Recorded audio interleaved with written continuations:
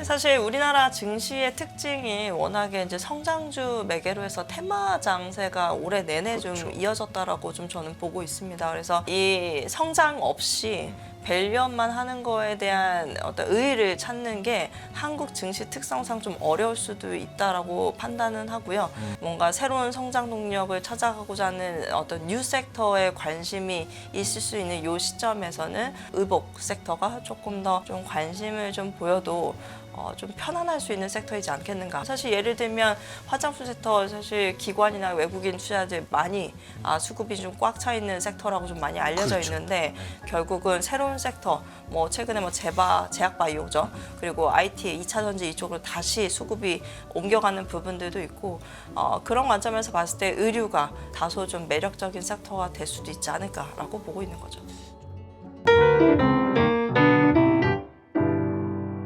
시청자 여러분 안녕하십니까. 굿모닝 히보이스 경제연풍 시작합니다.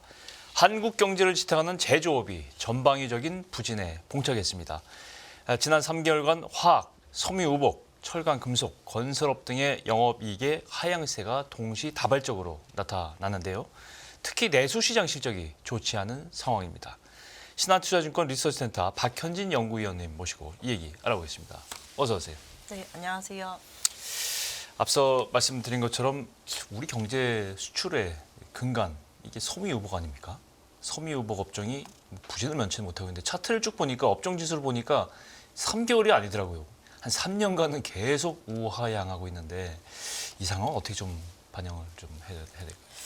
사실 섬유유복 섹터는 제가 한 업력만 14, 15년 동안 의류를 봤지만 사실 한 번도 성장을 깔끔하게 높게 보여줬던 적은 없는 섹터였었습니다. 장기적으로 부진한 업종이군요. 네, 맞습니다. 사실 GDP 안에서 전체 소비 비중을 따져보면은 섬유유복에 대한 소비 비중은 계속 좀 내려가는 추세였었고요. 그에 비해서 이제 우리나라 같은 경우는 뭐 이제 주거비나 아니면은 교육비와 관련된 부분들은 꾸준히 늘어나는 모양새였다라고 생각이 듭니다. 그래서 전체적으로 의류 시장이 뭐 내수 시장 기반해서 가는 쪽이다 보니까 전반적으로 모멘텀을 찾기는 좀 어려웠던 걸로 좀 보여지고요. 다만 2021년, 22년도에 이제 팬데믹으로 인해서 전체적인 소비가 내수에서만 쏠릴 때가 이제 의류가 상당히 좀 소비는 좀 좋았었던 것 같고 오히려 지금은 다시 정상화된 시장 속에서 약간 저성장 기조가 굉장히 뚜렷하다라고 보시면 될 것 같아요. 그래서 사실 의류 기업들 전반적으로 내수에서의 모멘텀을 찾기보다는 해외 쪽에서의 어떤 시장 진출을 통해서 모멘텀을 찾아가고자 하는 노력들을 꾸준히 하고 있는 상황입니다. 그렇죠. 최근 2년 사이에 보면 자사주 매입이라든가 배당 확대 노력을 했던 소비재 기업들이 이 코리아 밸류업 지수에 포함이 되지 않습니까? 이 섬유의복 업종 내에서도 있어요. 이게 F&F, 필라홀딩스, 한세실업이 대표적인데 대체로 근데 이 작년과 올해 성장이 좋지 않아요. 근데 이 섬유의복 업황이 많이 어려운 상황인가 봐요. 사실 업황 자체는 계속해서 시장 자체가 계속 역성장 보여주고 있는 상황이고요. 그러니까 작년 동기 대비해서 계속해서 분기 성장률이 내수 소비 같은 경우는 낮은 한 자리 정도의 역성장을 보여주고 있다 보니까 대다수의 의류 기업들이 매출 성장이 어려운 상황이라고 보시면 됩니다. 근데 그 중에는 뭐 중국에 대한 매출 비중이 좀 크거나 혹은 뭔가 좀 이제 국내 매출만이만 있다고 하더라도 따이국 매출이 큰 경우는 계속해서 매출이 시장 평균을 하회하는 경우도 상당히 많기 때문에 이런 부분들이 주가를 계속 좀 약하게 만들고 있다라고 좀 보여지고요. 성장이 안 나오다 보니까 말씀하신 대로 주주 환원과 관련해서 좀 강화되는 기조가 분명 있습니다.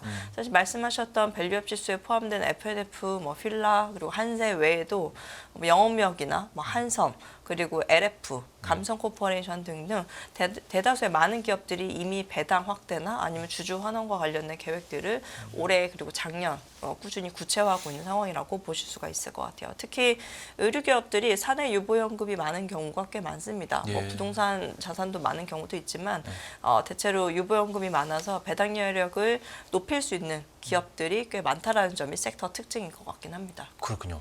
배당이라든가 이런 거를 생각하면 투자할 여력은 충분히 있는 업종 같은데 그래서 이제 의료업종은 말씀하신 대로 내수 성장이 좀 어려운 상황이기 때문에 해외 시장 진출을 통해서 여기서 동력을 좀 찾거나 아니면 주주 환원을 통해서 말씀하신 대로 주가의 가치를 높인다거나 이게 주가를 높이는 차원에서 본다면 두 가지 방법을 택해야 될 것 같은데 이 섬유유복 업종 내 투자 키워드는 그러면 뭐 밸류업이냐 해외 성장이냐 뭐 이렇게 좀 나눠서 생각해봐야 되는 게 선택을 해야 되는 거 아닌가요?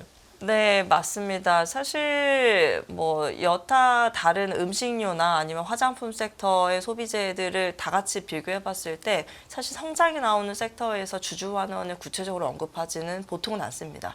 화장품만 놓고 보더라도 주주 환원과 관련된 키워드가 잘 안 보입니다. 근데 의류는 이제 아무래도 저성장 기조가 굉장히 뚜렷하다 보니까 주주 환원으로나마 뭔가 주가를 방어하고자 하는 그렇죠. 노력들을 기업들이 좀 하고 있는 상황이고요. 실제 그러다 보니까 뭐 사실 현금 여력이 높다라고 알려져 있는 FNF의 모기업 FNF 홀딩스 그리고 영업력의 홀딩스도 최근에 승계 이슈가 좀 꾸준히 있는 기업들이었었는데 그런 기업들 중심으로 본래 이제 주주 환원이나 뭐 배당과 관련된 혹은 자사주 소각 뭐 이런 것들에 대한 어떤 계획치들이 꽤 많아지고 있는 상황이고요. 아마 앞으로도 그런 기조는 유지될 거라고 보고 있는 게 무난하다라고 판단하고 있습니다. 밸류업 지수에 포함됐다는 건 그만큼 밸류업 할 수 있는 여력이 있다는 거고 방법이 있다는 거 아닙니까, 그죠? 그만큼 이제 현금 유보도 있고 뭐 성장세를 커버할 만한 내적인 요인들이 있다. 그래서 투자 관점에서 보면 사실은 뭐 여전히 섬유유복 쪽을 봐도 될 것 같다는 생각이 드는데, 그죠? 사실 우리나라 증시의 특징이 워낙에 이제 성장주 매개로 해서 테마 장세가 올해 내내 그렇죠. 좀 이어졌다라고 좀 저는 보고 있습니다. 그래서 사실은 이 성장 없이 밸류업만 하는 거에 대한 어떤 의의를 찾는 게 한국 증시 특성상 좀 어려울 수도 있다라고 판단은 하고요.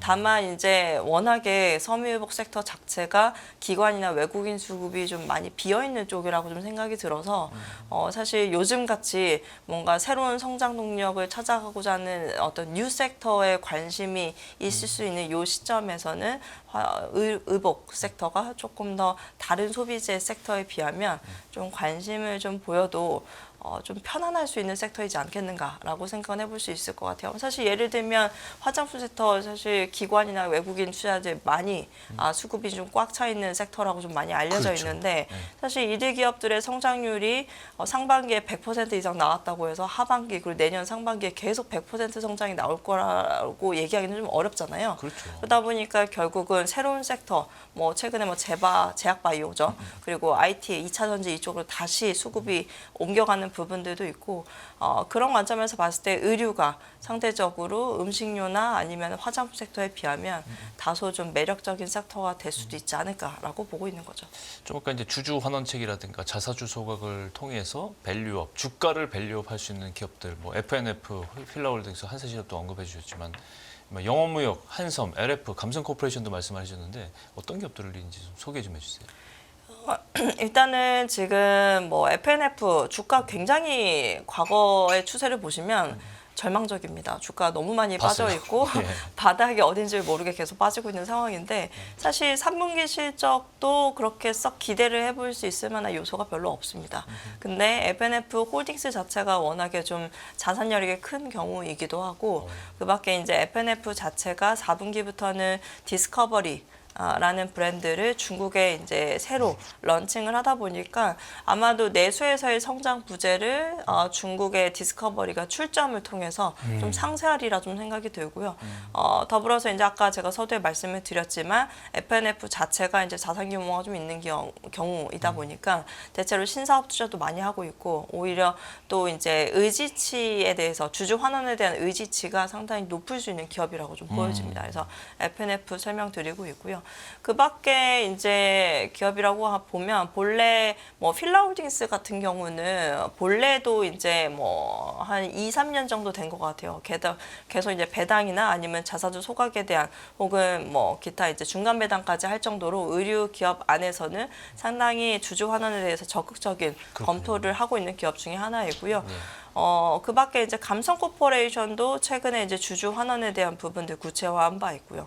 또한 이제 한섬이나 LF 역시도. 근데 사실 대부분의 기업들 보면은 FNF나 뭐 기타 이제 아까 방금 말씀드렸던 감성 코퍼레이션 말고는 대체로 약간 성장이 나온다라고 보기는 좀 어려운 기업들입니다. 근데 한삼이나 LF 같은 경우 보시면은 배당에 대한 부분 혹은 이제 자사주 매입에 대한 부분들을 계속적으로 공시를 통해서 어필을 하고 있기 때문에 그런 부분들이 뭔가 유통주를 늘리는 데 있어서는 조금 더 도움이 되지 않을까라고 보여져요. 갑자기 제가 궁금해서 중간 질문인데 이 기관 투자 개인 투자자들은 그렇다 치고 외국인 투자자들의 이 섬유유복 업종에 대한 패턴 좀 중장기적인 최근 한 3년간의 패턴이라는 게 있습니까? 좀 계속 줄인다든가.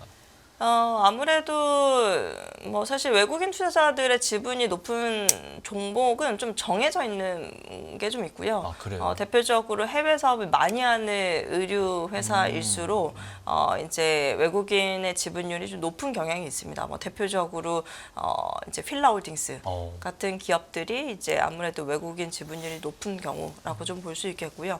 그밖에 이제 FNF도 사실 아시아에서는 해외 매출을 굉장히 키워나가는 하나의 또 패션 의류 회사였었기 때문에 아마 FNF도 과거 대비하면은 외국인 지분율이 꾸준히 높아졌던 경우라고 좀 보여집니다. 최근에 10월 초에 이 신한투자증권에서 소비재 커퍼레이트 데이 행사가 있었어요. 위원님께서 그 행사에서 이 섬유유복 섹터 내에 내수시장 중심 브랜드사 실적은 3분기에도 좀 안 좋을 것이다. 뭐 이렇게 예상했지만 반면에 해외 시장 진출로 도모하는 기업들은 잘 봐야 된다. 여긴 투자를 좀 해야 된다. 이렇게 말씀하셨는데 우리나라는 전통적으로 사실 패션 섬유 강국이잖아요.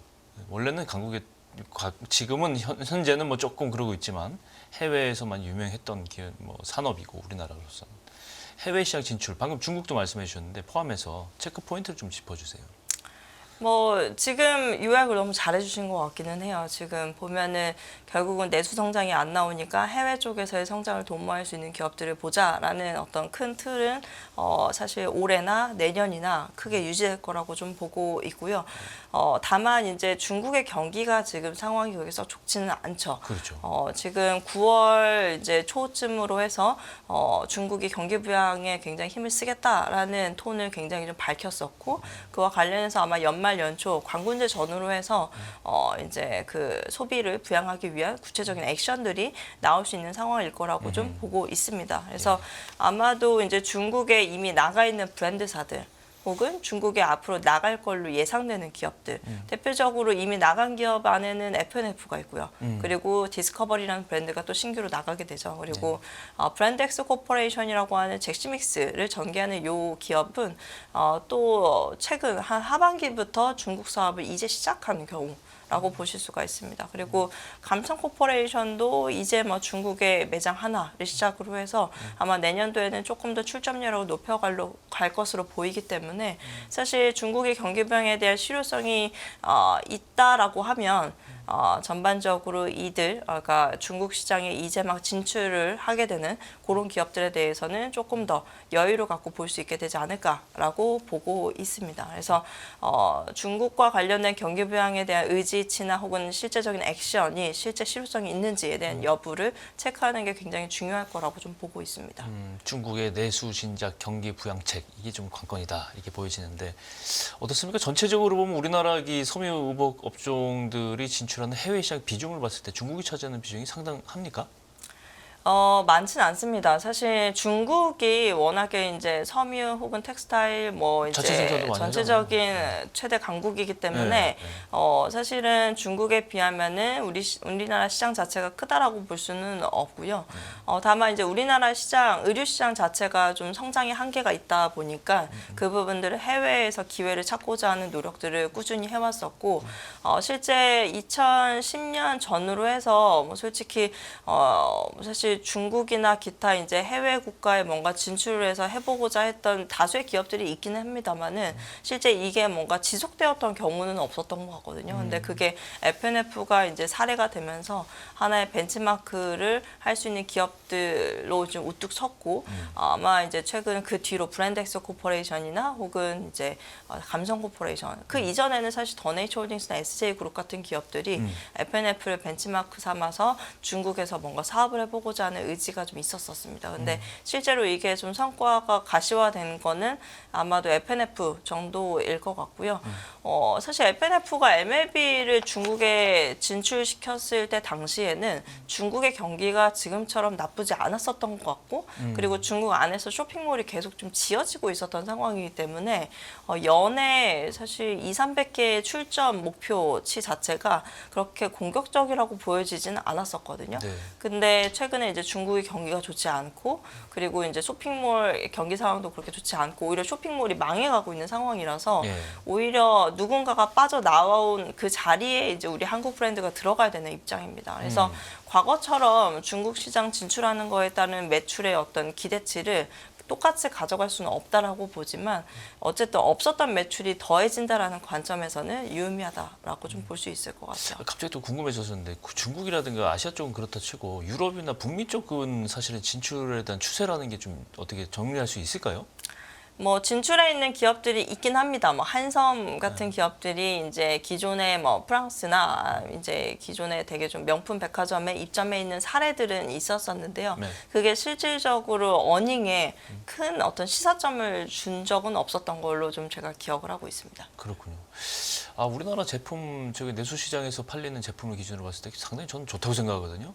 디자인, 품질 여러 가지 뭐 측면에서는 상당히 경쟁력이 있다고 보는데, 왜 섬유유복의 해외 진출에도 사실은 지금 방금 말씀하셨다시피 일부 지역에만 국한이 되고 좀 제한이 되는지, 그 이유가 뭔지 한마디로 정의할 수 있을까요? 글쎄요. 사실 의류 시장의 트렌드, 그러니까 패션 시장의 트렌드를 이끄는 곳이 아무래도 이제 유럽 시장이라고 좀 볼 수 있겠고, 그러다 보니까 이제 유럽 시장 자체의 어떤 진입 장벽이 되게 높은 점을 우리가 좀 극복해야 된다라는 좀 이슈가 있을 수 있겠고요. 아무래도 이제 아시아 시장 자체도 이제 서구권에 대한 어떤 문화나 혹은 일단 패션 트렌드를 따라가기에 좀 바쁜 양상이잖아요. 그래서 트렌드를 주도하는 국가가 어디냐에 따라서 의류는 또 경쟁력의 우위가 좀 달라질 수 있다라고 봅니다. 오히려 브랜드사 딴에서는 우리나라 기업들이 좀 해외에서의 어떤 수출 경쟁력이 좀 떨어진다고 해도 OEM 쪽에서는 OEM. 오히려 이제 한국 기업들이 글로벌 탑티어 수준에서 이제 머무는 경우가 굉장히 많기 때문에 OEM 쪽에서의 어떤 글로벌 경쟁력을 따져보는 것은 저는 유의미할 거라고 좀 보고 있고요. 실제 이제 OEM사 중에서는 한국의 대표 기업으로 영업력이나 한세실업, 그리고 신발 OEM사 가운데서는 화승엔터프라이즈 같은 기업들이 있죠. 이런 기업들이 대체로 대만 중국계 회사들과 어깨를 겨룰 정도로 굉장히 규모가 크고 또 생산 가능량의 수준이 굉장히 좀 높기 때문에 그 부분들을 같이 좀 고민을 하시는 게 조금은 더 도움이 되지 않을까. 라고 보고 있습니다. 또 얘기를 안 할 수가 없는데 이게 우리나라 OEM으로 하는 이유가 있을 것 같아요. 우리나라에서 만드는 제품은 메이드 인 코리아에서 제작하는 제품들이 퀄리티 굉장히 좋아요, 사실은. 동남아시아 비교하면 그렇지만 아시아권에서 만드는 제품하고 이렇게 딱 생활상에서 비교를 해봤을 때도 한국에서 만드는 제품들이 훨씬 더 뭔가 정교하고 마무리도 좋고 이렇다는 느낌을 생활에서도 받거든요, 저는. 사실 제가 말씀드린 OEM업은 대부분 메이드 인 코리아는 없어요. 대부분 OEM사들은 해외 법인을 통해서 이제 사업을 영위를 하고 있고요. 사실 우리나라 기술력으로 하되 이제 인건비가 좀 더 싼 지역으로 계속해서 기반을 이동을 시켜서 이제 매출을 하고 있는 상황이고요. 우리나라 기업들의 다수, 그러니까 한세실업 영업력을 토대로 봤을 때 대다수의 매출이 미국향 혹은 유럽향으로 좀 구분이 되거든요. 그래서 이제 한세실업에서는 그런 얘기를 하죠. 미국인들 10명 중에 9명은 한세실업이 만든 옷을 입는다. 그게 굉장히 어떻게 보면 한국 OEM사로서의 이 어떻게 보면 입지를 객관적으로 표현해주는, 주관적으로 표현해주는 그런 어떤 단어, 문장이라고 좀 보고 있고요. 네. 10월에 아주 바쁘게 일정을 소화하셨다고 들었습니다. 베트남 출장을 다녀오셨네요? 한세실업 베트남 생산 투어 다녀오셨는데 한세실업이 원래 한세 S24 홀딩에서 빠져나와 인적 분할해서 만든 이제 네, 그렇게 한세 홀딩스의 이제 하나의 또 자회사이죠. 이제 전체 홀딩스 행사였기도 합니다. 가서 이제 연례 행사였다라고 좀 보실 수가 있겠고요. 일부 투자자들을 이제 모아서 이제 베트남의 가장 큰 티즈법인이라고 있어요. 이제 그 안에서는 이제 미국의 갭 브랜드나 아니면은 기타 이제 핑크 혹은 카라트 같은 주요 이제 빅바이어의 브랜드의 어떤 생산을 담당하는 공장이 있는데요. 티즈법인 투어를 다녀왔는데 사실 저는 코로나 이전에, 그러니까 팬데믹 이전에 다녀왔고 되게 오랜만에 다녀온 거였거든요. 네. 근데 그 오랜만에 그 다녀온 기간 동안 상당히 이 생산 라인의 레이아웃 자체가 많이 변화했음을 좀 많이 느끼고 왔고요. 네. 전반적으로 결국 동남아시아 쪽도 인건비가 계속 좀 높아질 수밖에 없는 상황이기 때문에 이제는 더 싼 인건비가 있는 지역으로 옮기기보다는 그 지역 이미 우리 설비가 많이 들어가 있는 그 지역 안에서 자동화 설비를 늘려서 네. 혹은 스마트 팩토리화해서 공장의 효율을 높이고자 하는데 노력을 많이 하고 있구나라고 좀 느끼고 왔던 것 같습니다. 그래서 상당히 원가를 개선시키고자 하는 노력들을 자체적으로 하고 있고 사실 OEM의 어떤 수주 트렌드가 최근에 이제 워낙에 의류 자체가 리드 타임이 좀 짧아지고 하다 보니까 OEM사들 입장에서는 사실 균물 경제를 달성하기 굉장히 어려운 산업 구조로 가고 있다라고 좀 보고 있거든요. 근데 그 부분들은 실제 내재화된 어떤 수직 계열화 노력 그리고 이제 생산성에 대한 개선 노력, 스마트 팩토리 이런 식으로 해서 원가를 상대적으로 개선시키고자 하는 노력들이 이쪽에서 찾고 있더라라는 부분들을 공감을 얻고 왔던 것 같습니다. 이 CEO 원담에서 과테말라 생산법인으로도 투자 확대를 예고했다 이렇게 했는데 맞습니다. 예. 중미 쪽에서의 투자 트렌드는 강화가 되기 시작한 게 최소 5년 이상은 된 것 같고요. 예. 기존에 이제 뭐 한솔 섬유나 비상 장사들이죠. 이미 이제 IT 국가에 많이 좀 설비 기반을 깔아두고 있는 상황이라고 보실 수가 있습니다. 근데 이제 뭐 트럼프 정권 이후로 계속해서 이제 미국 내 뭔가 제조 산업을 좀 일원화하고 그리고 이제 미국 안에서의 뭔가 같이 이제 수직 계열화 해볼 수 있는 어떤 노력들을 계속해서 이제 미국 정권이 좀 강조를 하고 있는 상황이잖아요. 그렇죠. 그러다 보니까 사실 미국과 최대한 가까운 지역, 남쪽으로. 으로 이동하는 게 좀 사실 트렌드화되고 있는 상황이고요. 그러다 네. 보니까 이제 한세실업 같은 경우는 과테말라 쪽에 캐펙스 투자를 향후에 조금 더 집중적으로 할 수 있겠다라는 계획치를 좀 발표하고 있는 상황이죠. 그렇군요. 어쨌건 전체적으로 말씀드리면 중국 쪽만 뭐 치우칠 게 아니고 이 중남미 쪽이라든가 우리가 그동안 봐오지 않았던 지역으로도 좀 생산 기지를 옮기고 사업을 확대하는 것도 굉장히 중요한 포인트다 이렇게 생각이 드는데 물론 더 그렇게 되려면 이제 말씀하신 대로 어떤 뭐 규모의 경제도 이루어져야 되고 자본력도 좀 있어야 되고 뭐 여러 가지 숙제가 있겠습니다. 쭉 말씀해 주시긴 했는데 종합적으로 섬유, 의복 업종의 투자 전략, 투자자들을 위해서 한 말씀 해주세요. 오늘 말씀드린 거를 요약을 드리면 결국은 포인트는 두 가지인 것 같습니다. 주주 환원 할 수 있냐, 혹은 성장을 할 수 있냐. 이 두 가지 갈래로 본다라면 그렇죠. 성장의 카테고리에서는 해외 쪽, 특히 중국에서 이제 막 시장에 진출을 해서 알파를 만들어낼 수 있는 기업들을 위주로 보시면 될 것 같고 그게 아니라고 하면 주주 환원이 가능하냐에 대한 어떤 여건으로 보시면 될 것 같습니다. 그래서 전반적으로 의류 기업들의 어떤 실적 성장의 동력이 하반기에 좀 미약한 건 사실이지만 네. 일부 기업들 중심으로는 실적 회복을 꾀하고 있는 경우도 있습니다. 그래서 그런 기업들 위주로 관심을 가져보는 게 중요할 것 같고요. 그런 주요 기업으로는 아마 OEM사 중에서는 화승 엔터프라이즈가 주요한 것 같고 네. 그밖에 의류 브랜드사들 중에서는 아까 말씀드렸던 FNF나 혹은 주주 환원의 강점이 있을 수 있는 필라홀딩스 혹은 중국 시장에서 이제 막 시장에 진출해서 알파를 만들어낼 수 있을 걸로 보여지는 브랜드엑스 코퍼레이션이나 감성 코퍼레이션 요 정도를 관심 종목 안에서 관리를 해주시는 것도 추천을 드립니다. 과거에 뭐 한마디 제가 덧붙이면 우리나라 그 제품군이 업종이 히트를 지금 사실은 하나씩 치고 있다고 저는 생각이 되는데 식품이 대표적인 예이고 조선은 전통적으로 했고 다른 업종 많은 업종들이 이제 세계적으로 히트를 치는 그런 시기가 오고 딱 맞아떨어진 시기가 오는데 이제는 소미오복 차례가 된 것 같아요.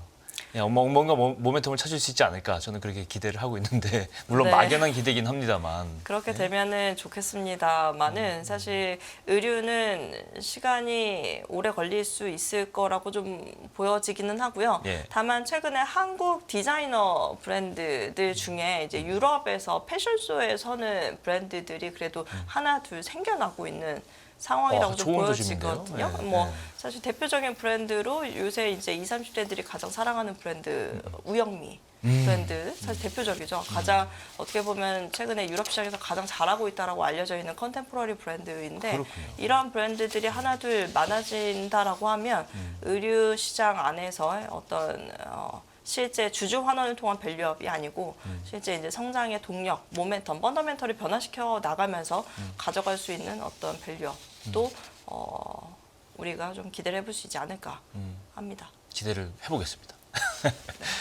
예, 오늘 박현진 신한투자증권 연구위원님과 함께 소미의복 업종 전체적으로 한번 조망을 해봤습니다. 오늘 말씀 고맙습니다.